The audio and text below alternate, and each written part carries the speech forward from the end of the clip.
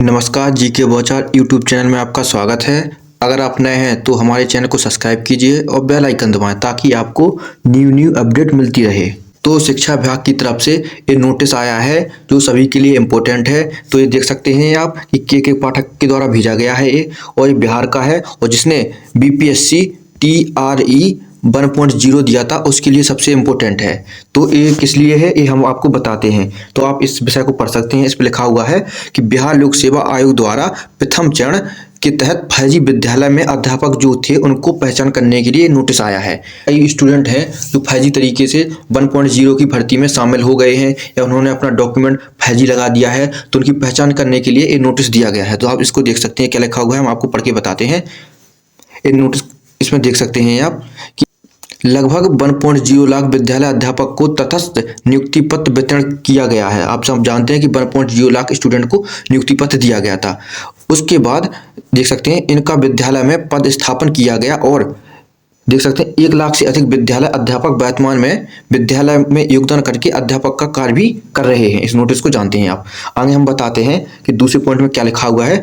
किंतु इस दौरान ऐसी शिकायतें प्राप्त हुई हैं जिससे यह पता चला है कि ऐसे कुछ लोगों ने फर्जी नियुक्ति पत्र बनवाए हैं या आप आगे पढ़ सकते हैं फर्जी नाम से विद्यालय में योगदान किया है या ऐसी कोशिश की है उन्होंने। तो हाल ही में हाजीपुर और सहरसा जिले में ऐसे प्रकरण सामने आए हैं। संबंधित व्यक्ति के विरुद्ध प्राथमिकी दायर की जा चुकी है, तो इसमें से कुछ की गिरफ्तारी भी हुई है। तो आप इस नोटिस को मतलब समझ सकते हैं कि जो फर्जी तरीके से शामिल हुआ है, ज्वाइनिंग लेटर गलत तरीके से पाया है, तो उनके लिए अब जान सकते हैं कि कितना बड़ा एक्शन लेने जा रहा है बीपीएससी आयोग और शिक्षा आयोग। तो आप सबके लिए ये सबसे अच्छा मौका है, क्योंकि कई लोग और जो फर्जी तरीके से एंटर हुए हैं या तो वो अभी से स्कूल को छोड़ दें या ज्वाइनिंग लेटर लिया है तो अभी से वो अपने आप की जो गलती है वो कबूल कर लें। पॉइंट नंबर 3, यहाँ ध्यान देने की बात यह है कि इतनी सतर्कता बरतने के बावजूद ऐसा कैसे हो सकता है कि जिस व्यक्ति ने बीपीएससी की परीक्षा दी थी वह कोई और है और जिस व्यक्ति ने विद्यालय में योगदान किया है वह कोई और है। तो ये जानते हैं जिसने पेपर दिया था कोई और बैठा था उसकी जगह पे, लेकिन जिसने ज्वाइनिंग लेटर लिया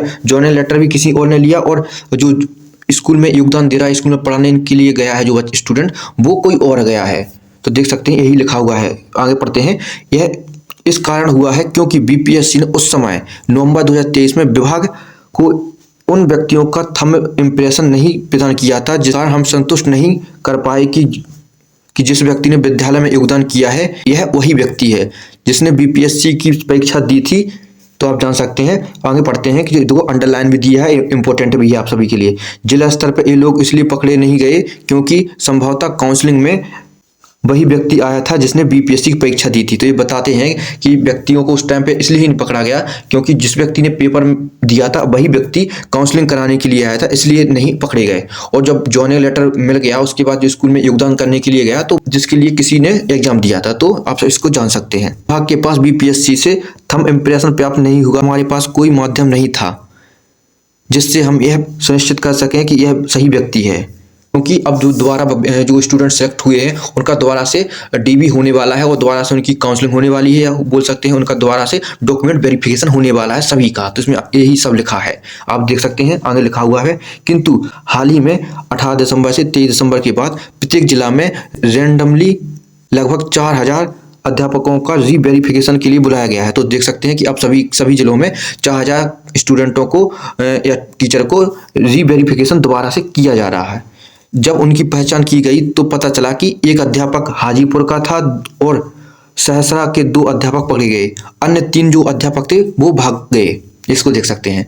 जब उनका वेरिफिकेशन करवाया गया उसमें लिखा है कि हमने 4000 स्टूडेंट का वेरिफिकेशन करवाया, तो उसमें देख सकते हैं कि एक स्टूडेंट था जो हाजीपुर का था, 2 अध्यापक और पकड़े गए और तथा 3 अध्यापक थे जो भाग गए।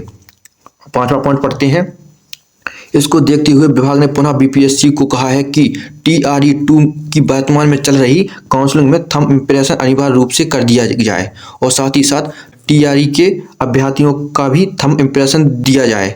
बीपीएससी ने अब इन दोनों परीक्षाओं जैसे TRE 1 TRE 2 के लिए थंब इम्प्रेशन उपलब्ध कराने की सहमति दी है और बीपीएससी के वेंडर द्वारा जिलों में इन मशीनों को लगाना शुरू कर दिया है जहां से थंब इम्प्रेशन संधारित है।